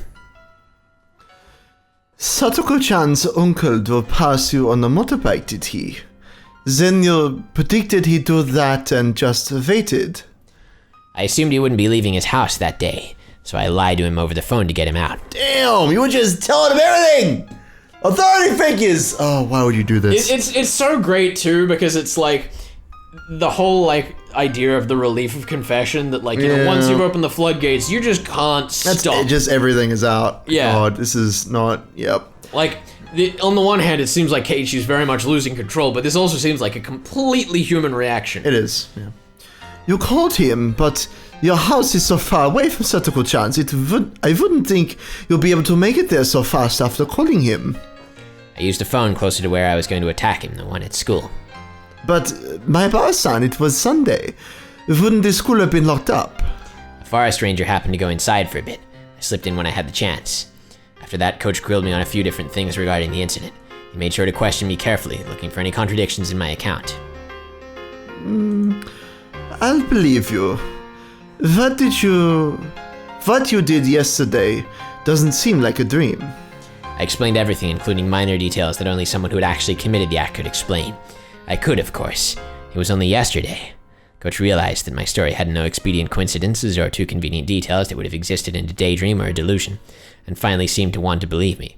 Yes, no convenient details, like the forest ranger showing up seconds before you needed to get into the school. No convenient details. None at all. So do you still think I went to the festival and lost my memory? Coach slowly shook his head. But everyone in class, they said I was at the festival yesterday. Is that even possible? No, it's not. Your classmates probably mistook you for someone who looked very similar. Exactly that. Then, given how group psychology works, everyone just assumed that you had been at the festival. They couldn't have mistaken me. Mion and all the rest said they were spending time with Keiichi Maebara. It was much more than just having mistaken someone else for me. But saying that out loud would just confuse Coach. He spoke to me in whispered tones. Do you feel guilty at all? Didn't sound like he was criticizing me. And even if he had, I would have flatly said the same thing. I don't.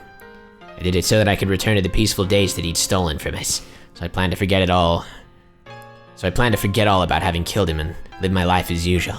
When Sadako's regular smile returns, the one from before he showed up, everything will finally be over. He just gave his mission statement. Any chance that someone witnessed the crime? I don't think so. If someone had seen me, I would have been arrested already. I am a doctor. My job is to save lives, so I cannot make any statements to the effect of condoning the taking of another's life. So instead, I will say this. Coach slowly rose and placed a hand on my shoulder. For saving Satoko-chan, I thank you.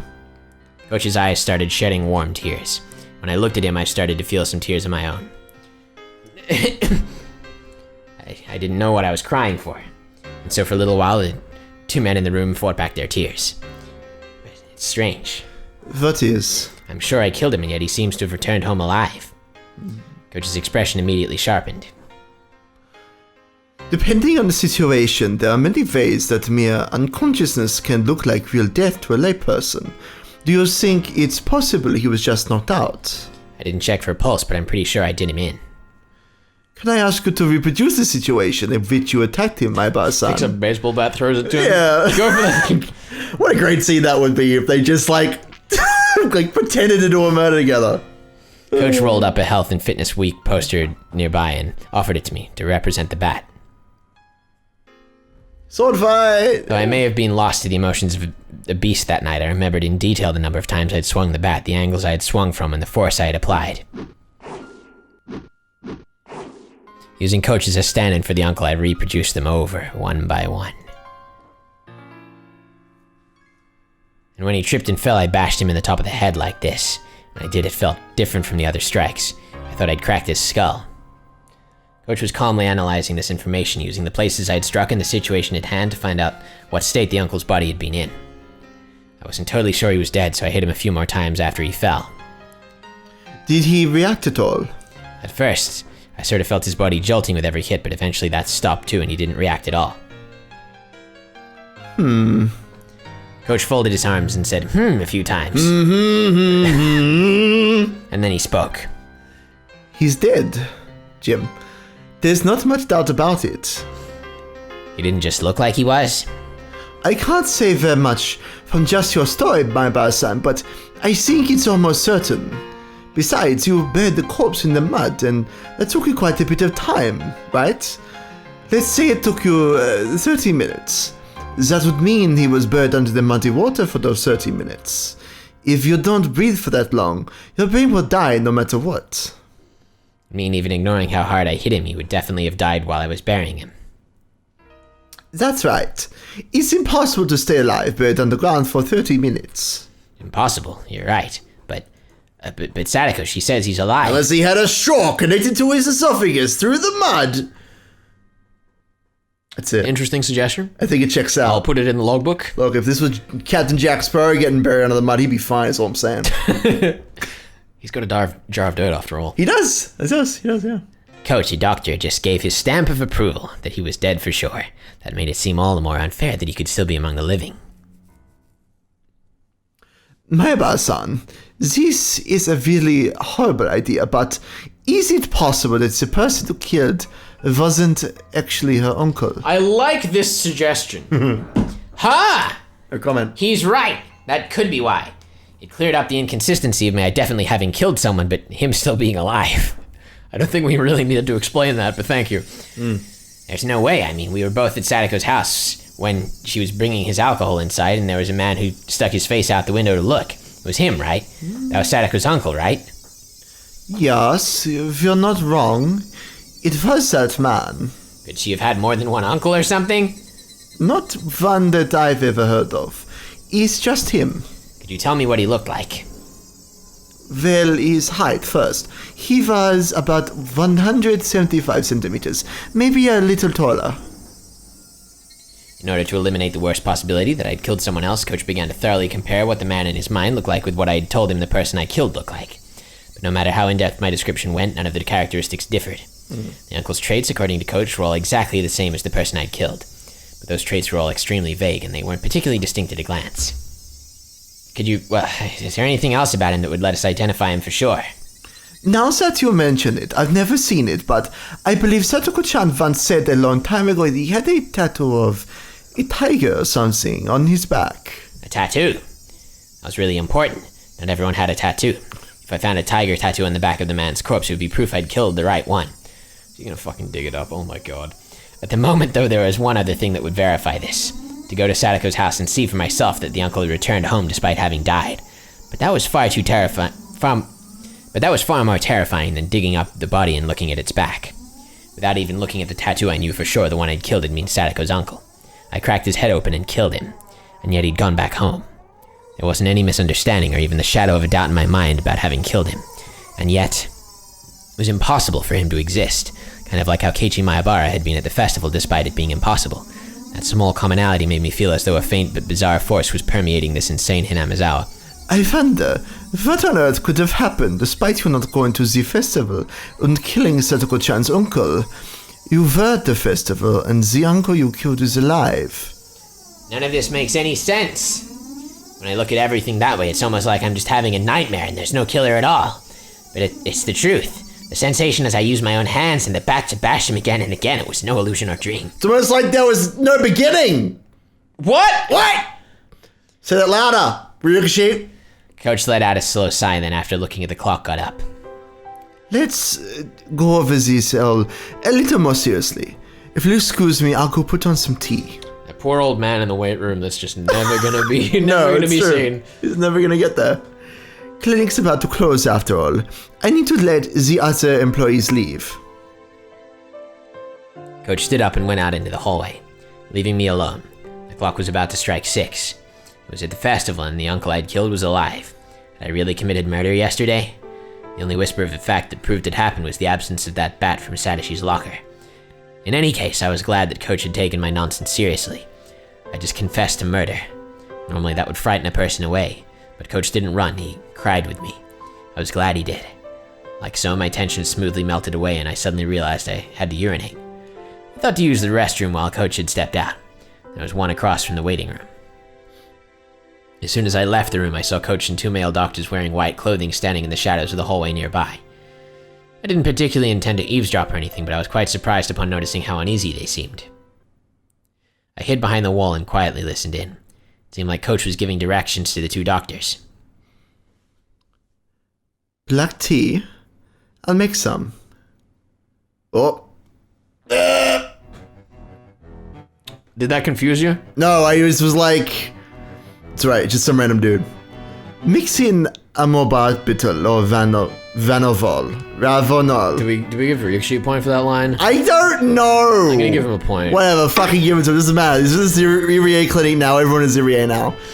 Covers the taste with milk and sugar. He may go suspicious at the sudden onset of drowsiness, Gary. It's possible he might get agitated and become violent. I keep telling you, it's Irie, not Irie. I wasn't talking to you. We will handle that. How many male staff are still here? One mountain dog! What's that? Is that the dogs Rika was talking about? I don't know. Oh no! I'm glad you remembered that detail. Oh no! Oh that. Oh no! No comment. Oh They have a mountain dog. boy! And the male staff. Yes, a mountain dog and mountain male dog. staff. Yeah. No comment. Some kind of hunting pack-like creature. You were voicing this guy. Was I? Yes. Oh god. One mountain dog includes us 3. What was all this? I think I was already agitated. Despite what the fuck was that? That just. I was already agitated. What? Let me tell you. What's that guy's name? What guy? Oh god. What is happening? This is a long episode, guys. We are losing our shit. Gilbert Gottfried. I went straight Gilbert Gottfried That was there. great. Oh dear. All right, let's do this. Was that it? Was it just a casual conversation? Younger. And it was only sounding unbelievable to me. Coach said he would bring some black tea and left the room. Iago, please calm down. And then in the shadows, he was telling his subordinates to put some kind of sleeping powder in the tea. Oh shit. Plus, they were getting extra help in case I thought the sleepiness was suspicious and started to get violent. Keiichi, calm down. We have to take off Agrabah. Keiichi, please. Hey, wait, Keiichi, my bar. Calm down. There's no way something this stupid could be happening. It's true. I mean, he was genuinely listening to my story and he even cried with me. I thought he was the one person in Amazawa who would understand. So I turned over and flew out the window. Wait, were the mountain dogs the people in the black uniforms at the end of Arc 1? Who fucking knows, dude? Who fucking knows? Who would understand? This was this was. Smell a conspiracy. There are signs of fabrications or falsehoods, and his memories of yesterday in particular are completely confused. He can no longer tell truth from falsehood. It's quite similar to multiple personality disorder. Is it now, Irie? It is. Is it? How strange. How strange. But as for how quickly this mental disorder emerges, it's just not normal. Maybe it's inborn, or perhaps there were signs of it before he moved here. I'd like to take a look at any records of him staying at a mental hospital before he moved here. Interesting point. In any case, I want him to take a quiet nap. Is this implying causation as to why his family moved here? Who knows? The two doctors nodded deeply. I should probably sorry. I should probably contact my Balkon's parents too, so I can't think of what to tell them. Please, find his home phone number for me. My eyes, still moist, began to shed tears once more. Betrayal! This was too cruel. I really thought he had actually understood and had believed what I'd told him. But now, from the other side of that wall, he was bluntly treating me like a crazy person. Some kind of murderer! I believed you. I believed you. I'd let down my guard because I thought you were the only ally I had left after that insane night. I thought you were the only ally. I thought. Was that a lie? No. All that about thanking me on Statico's behalf? Were you just pretending in order to keep me placated? My tears fell to the floor in frustration. I was an idiot. I was such an idiot for believing that bastard. I heard footsteps approaching the doctors. A man in a dress shirt with no tie came running up. Won't be this guy? Sure. It's a random dude. Dr. Irie, it's terrible. They found Takano-san. Oh, Takano-san. Wait, where? Well, apparently they discovered her burned corpse in the mountains in Gifu. What? She's dead? Takano-san. The men, all surprised, exchanged glances. Interesting thing. If these people are all on side, this either means that they know Keiichi's listening and they're telling it as though they don't know what a plan is here, and being like, oh no, Takano's dead, how strange and mysterious. Yeah. Or this is telling us that something actually has gone awry. Yeah, who knows, dude? In the mountain dog plan. What mountain dogs? There's only one mountain dog here. Dead. Takano-san. Hey, wait, so then does that mean when I cursed her wishing for her death, that wish was granted? Maybe it does. What do you mean, burnt corpse? Was it an accident? According to the Gifu police's statement, the possibility is extremely high she was murdered. As I cried, I laughed quietly. Serves you right, serves you right. If I hadn't run into that woman, my mirth would have been perfect. But she just had to come driving up to me and tried to coerce me like that. I regretted not having killed her on the spot, but now she was dead anyway. My curse, my wish for her demise, it was fulfilled.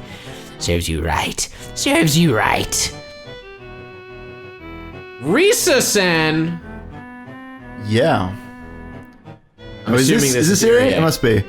Risa-san died and Takano-san died. What on earth could be happening in Namisawa? Don't tell me that this was all Oishio-sama's curse for this year. Like hell I'd let the curse be real, Coach said. Yeah, he did. We did it. Is that a point? We're taking a point. Take a point. Everyone present just nodded as Coach cursed at no one in particular. Yes, maybe it wasn't Oishio-sama, but this definitely was a spell, a curse. I wished for her to die, so she did. If this wasn't just a coincidence and she died because I wished for it, then you'll die next, Coach. Oh, shit. You betrayed me. You pretended to believe me, but deep down you thought I was a madman. Thought? You looked down at me with all that pity in your eyes. For now, get the black tree ready. I'll bring it inside. I don't think he'd let anyone besides me be alone with him. Shit. What do I do? Fly out the window! What do I do? Keiichi Maebara? Grow wings and fly out the window! This time I heard the voice of a nurse. Dr. Irie? Oh, there you are. You have a phone call. Awful. Awful It was nurse me. voice. Why can't I be a nurse? Because that was an awful nurse voice. Why you don't even can't know I how be to a speak nurse? like a nurse. Because you can be the nurse. I'm just saying it's awful. That's what I'm How saying. dare you? How dare I? I'm a little busy at the moment, so please tell them we'll call back. Who is it from? Mr. Uishi from the Akinomiya Police To the Department. rescue! To the rescue! Ah, sheesh. What bad timing. Alright, I'll answer it. Coach left to go answer the phone. The other men headed towards the room with the teapot to make the black tea like Coach had ordered them to. Fortunately, Coach having to take that phone call meant there would be extra time for me to act. Yeah. I had to decide what to play in charades. Would I let him Would I let him make me drink the sedative-infused tea or be held down and thrown into a mental hospital? Interesting word choice. Nothing would come from starting a brawl here. They had more people anyway, and they're all bigger than me. If it came to a fight, I didn't stand a chance in hell. If I couldn't win against them, then there was only one thing left to do. Run. Fly like a bird out the window! It's a very familiar sounding Come on. scene. It is. Adrenaline suddenly rushed into my brain and my body started to move with keen instinct, like it had on that night. My surface temperature quickly cooled and the transmission routes between my cells enlarged. He's doing this again. He's doing the He's techno gone babble. full Kotaro. Alright. Using 360 Holy visual shit, information, it really I is. searched for an escape route. I would open the window behind me. Outside was a parking lot. Yeah, There do were it. no cars. Yeah. A little beyond there was the bicycle I had taken to get here. I determined that this would be the quickest method of escape. Good plan. I approached the window swiftly, but with little sound to raise as little suspicion as I could. With the speed and silence of a shadow, like I had had on that night, I chased her uncle. I unlocked the window and opened it up. A cool evening breeze wafted in. I stuck my head out and looked over the parking lot again. Nobody in sight. No need to hesitate. I quietly crawled outside and closed the window behind me. I held my breath and listened carefully. Nobody seemed to have realized I'd run. I looked around. Then I jumped onto my bicycle and zoomed away. The pedals clattered under the force. My bike always creaked like this. Did the pedals always whine every time I pushed down on them? My bike wasn't the only one crying, though. It's Sorry, I don't think that was a good line. very on the nose. I don't think that was a good line No, at it all. was not. My tears fell as the wind cut through them. They rode the breeze and scattered behind me. Ah! It was real. I hate this, I hate this. I'm not the crazy one Hinamizawa is. Yeah, it is. How dare you treat me like a madman? Die! Die! Just fucking die already. I believed you, I believed you. I'd gone to the hospital in order to escape Renner and Neon's invitation, but the reality that was waiting for me had been too cruel. Who was insane, me or Hinamizawa? Or was the answer something else? I started having trouble breathing. I didn't have any clue what was happening anymore. The loud chirps of the Higurashi were irritating me. Or even the Hinamizawa Higurashi I knew so well, calling into the wind. No, that wasn't quite it. They weren't calling, they were crying. The pain wailing of those lost in some kind of rhythm in another world, no longer able to return their own sunlight. I didn't do all that to end up in a world like that, and actually at about this time I might have been having fun with everyone else. Sadako would have gotten her smile back after realizing her uncle wouldn't ever come home, and she might have shown it to us at our first club meeting in a while. That was the kind of world I wished for. So what was this? Why did I end up in such a strange, ghastly world? Someone I'd killed was living like normal, and I had enjoyed myself at the festival despite not being there. I don't want it. I don't want this strange world. When did it start to go wrong? When? No matter how much I thought about it, I never understood. I rode swiftly and returned to my home. It had begun to rain during my journey back, and just like yesterday, I was now soaked. But I didn't care about something so trivial right now. The pain I felt in my heart, that coach, the one person I trusted, was acting so cruelly, was far worse. Did I have no eyes in Hinamizawa anymore? With a naive thought, at least one of my parents to side with me, I stepped up to the front door. You know what the best part is? The whole reason he went to the fucking hospital was to get a receipt to prove that he'd gone there. And he doesn't have... He doesn't have anything. God damn it. I don't know if that's the best thing right now. It's a nice detail. It's fun and very funny. Wait, Keiichi, it'll be dark soon. There's something you want to check, right? Yes. I wanted to dig up the man's corpse and get a look at his back. If there was a tiger tattoo there, I would know beyond a doubt he was Sadako's uncle. That long night wouldn't end until I was certain. I can't wait for him to go into the forest, not know where he's looking, and fall into a trap. Yeah. If this insane world was all reparation, all a divine punishment, then I needed to make certain whether I'd been successful enough to even deserve to pay that price. I went to the storage room again and got the shovel. It had been washed in the rain, but the paint was peeling, making it look unsightly. I never ever wanted to touch this thing again. The sensation of it in my hands was totally different from the night before. There was a ruthless coldness about it. Yeah, it'd be dark soon, so I'd need the lantern too. There'd be a little bit of light from the streetlights, but it'd be extremely dark. I thought I'd put the lantern here, but suddenly I noticed it wasn't anywhere to be found. Uh-oh. Then it hit me like a bolt of lightning. Of course, on that night I hadn't brought the lantern back with me. You fucking I'd left nerd. it at the place I buried the body. If I didn't go get it soon, it would get very dark. And then not only would I be unable to find the spot I'd buried the corpse, I wouldn't even be able to find the lantern itself. If that happened, it was all over. I need to hurry. In order to fit the shovel in the basket on the front of my bike, I need to twist it and disassemble it, but it looked like there was dirt in the joints, and no matter how hard I pushed, it didn't want to come apart. After strenuous effort, I realized I couldn't get it apart, so I decided to hold it in one hand and ride my bike with the other. That doesn't sound safe. Didn't he just sink it down? I guess he wants to get really He fast. also sprained his ankle the night before, supposedly, so he's clearly not in the best condition. Yeah. With the downpour soaking me through and a shovel in one hand and riding one-handed, it was as if I had returned to that night. No, return was the wrong word. It was more that night had never ended. Yeah. The pain of the raindrops striking me were no different from then. The thing that was different was Hinamizawa, the world and nothing else. The rain clouds were already making it dark, and now it was about time for the sun to set. I could tell it would only get rapidly darker. A straight road leading to town, in the middle of it. That should be where I buried it. Yes, it was near the streetlight. And that night, too, the water from the downpour was splashing down from the streetlight's overhang like a waterfall. The pouring rain was exactly the same as it had been that night, and thus it brought my memories into focus. I left my bike in the brush and stepped into the forest, the ground already soaked with mud.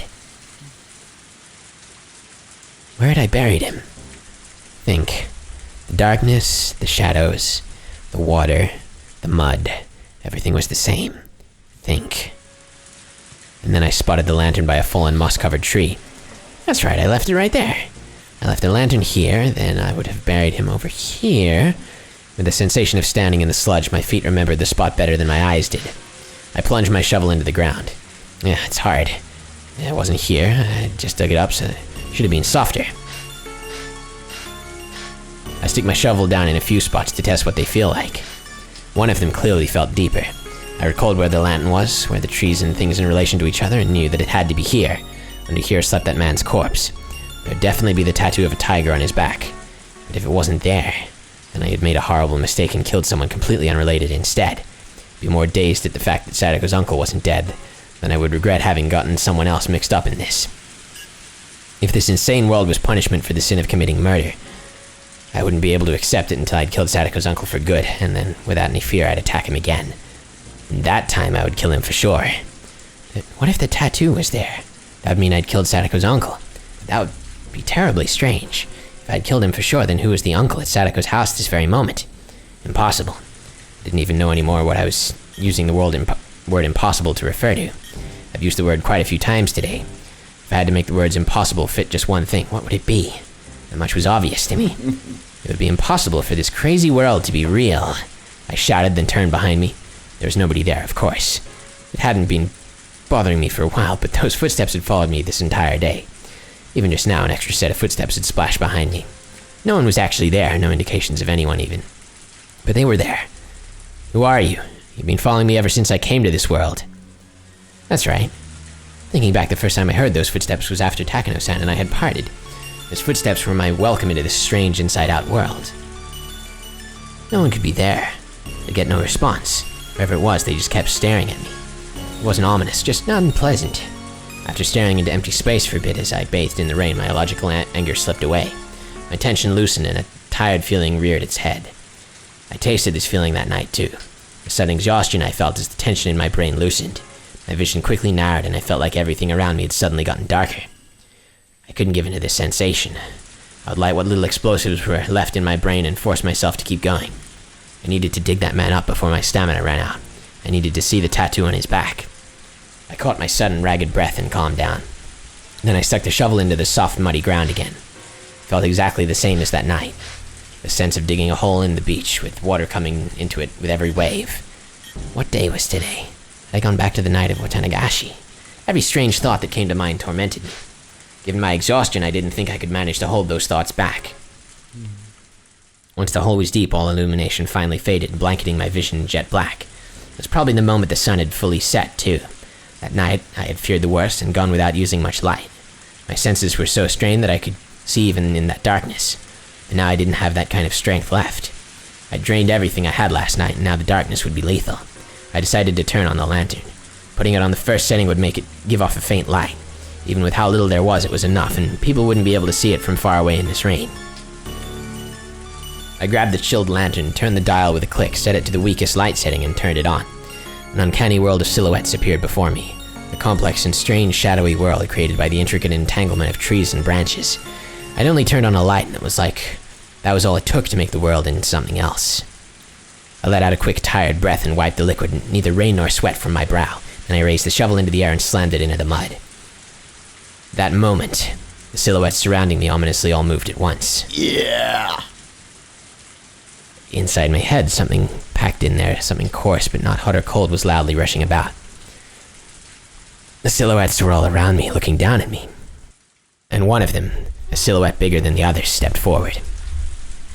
Good evening. The moon sure is beautiful tonight. The coarseness in my brain Here we go. shot through my whole spine and left me at my waist. I've been moving back and forth with the mic. I've been waiting for this moment. The strength in my body all left me through my hips. Preach it. And I crouched down with a splash Splash! to the sea of mud. I dug myself. Preach it, Keiichi. Ooh-ishi. My Bagun, is that really how you address your elders?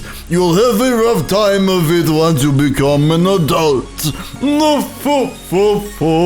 It wasn't only a wishy, but 5 or 6 of them in a row. Men wearing raincoats. I had no inkling that this many people had gotten so close. It was like once I turned on the lantern, they just appeared. They're sliding out of the shadows. Out of the shadows. Please don't mind us. Just think of us as trees in the forest, perhaps. Don't mind them. Don't mind them. Yes. Pay no attention to us, please. Continue digging your hole. It's very late and raining very hard, and you're working pretty fervently. We won't get in your way. Please dig to your heart's content. No thank you, I said, when I tried to get up and turn around. 2 men blocked that route. Then they stood on either side of me and lifted me with amazing strength and then threw me into the sea of mud. Rip. As I soaked in the mud bath I dug for myself, I looked up at the silhouettes looking down at me. Keiichi squatted, picked up my shovel and threw it at my feet for me. It bounced loudly off the mud and hit me in the face. Come, please, continue. I couldn't bear the oppressiveness of the silhouettes surrounding me, and slowly I stuck the shovel into the mud again. I felt like I was digging my own grave. Maybe you are. If I kept digging, it wouldn't matter whether there was a tattoo or not, because that man's corpse would appear eventually. It was all over, surrounded on all sides and nowhere to go. I just couldn't figure it out, no matter how much I thought about it. Why were they there? Was it Takano-san? There was only one person who could have made the connection between me and this place. Shit.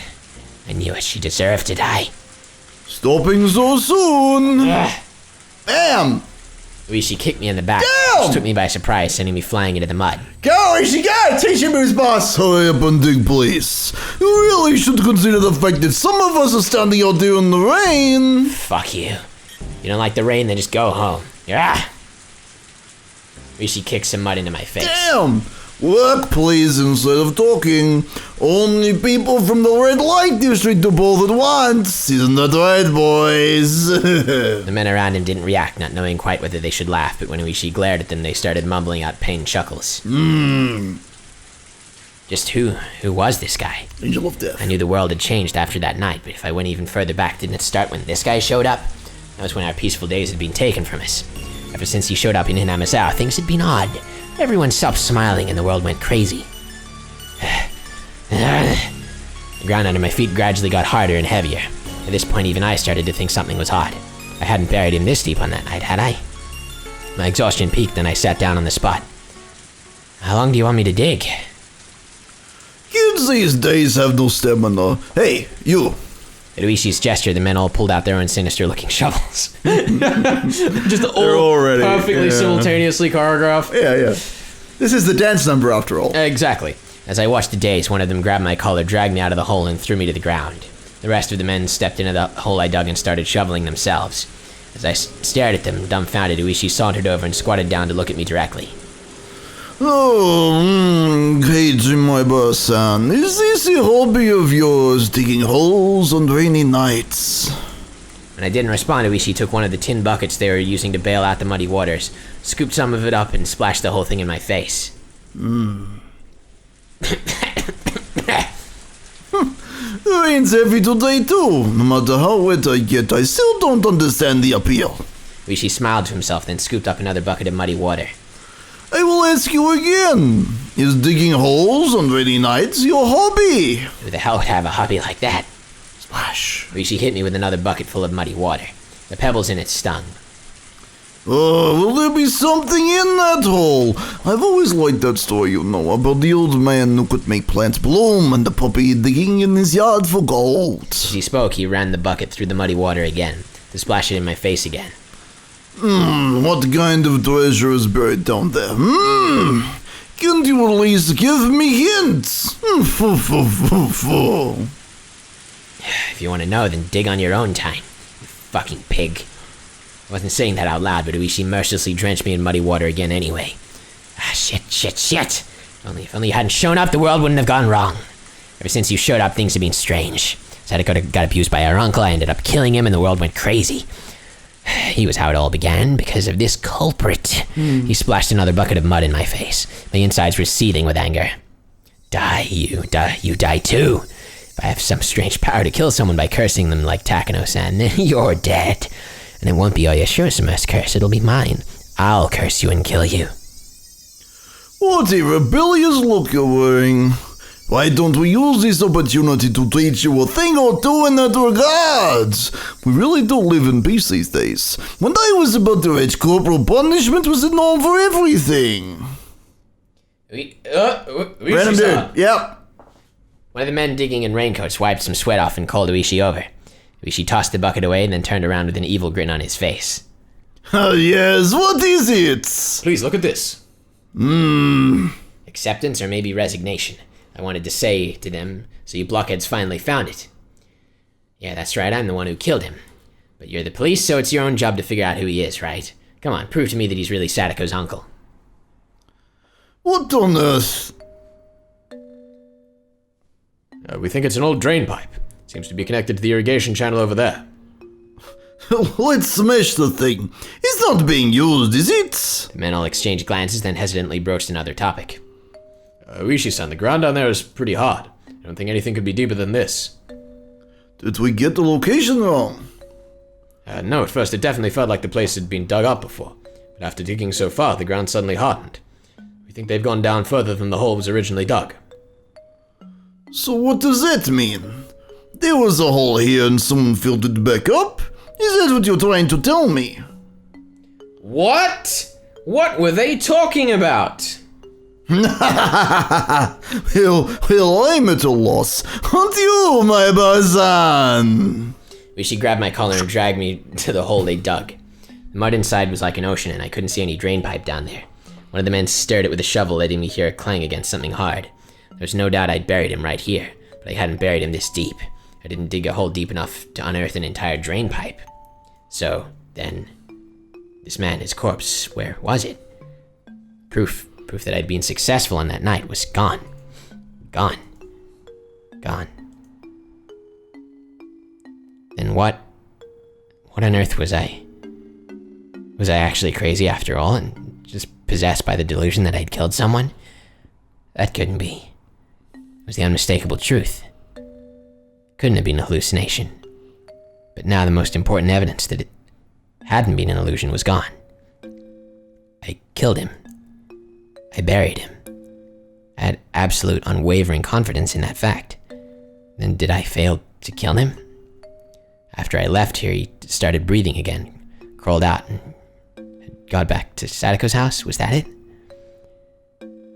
I'd come here to see whether he had a tattoo or not, and yet the truth I unearthed was far more than that. I killed him. I buried him. There was no doubt. But for some reason he lived and crawled back out. And that was impossible too. I'm so tired of hearing the word impossible over and over. I get it. Dead people don't like to play by the rules here in Inamizawa. And I'll kill you as many times as I need to. I'll keep killing you until you never show your face to Sadako again. Uishi and the others were muttering to each other. Eventually their conversation ended and Uishi came towards me. What did he want to say? What did he want to do? I stiffened, tensing up, and then Uishi just ignored me like I wasn't even there and passed right by me. The other men too, they ignored me and shuffled away. Eventually there was no longer sign that anyone was around and I returned to my quiet world of silhouettes. The only one left there was me. Only the sound of the pouring rain filled up the silence. Oh my goodness. Only the sound of the pouring rain and the credits. Yeah, it's great. Oh, That was such a great chapter. Oh. That was a roller coaster. Dude, I that loved was. it. Dude, I love like going from crazy Uishi to like inner monologue, like incredibly tense and like yeah. Irie's office and that like what is going on in this fucking novel?